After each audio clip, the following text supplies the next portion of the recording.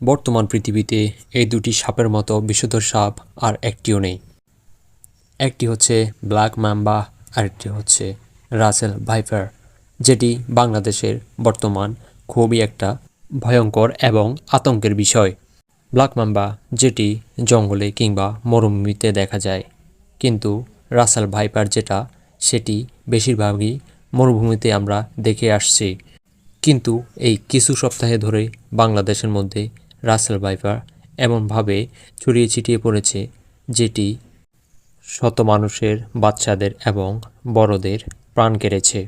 এই সাপগুলোকে সবচেয়ে ভয়ঙ্কর সাপ বলা হয় যে কারণে, সেটি হচ্ছে এই সাপগুলো কামড় দেওয়ার সাথে সাথেই বিষ ছড়িয়ে পড়ে এবং কিছু সেকেন্ডের মধ্যে মানুষ মৃত্যুবরণ করতে বাধ্য হয়।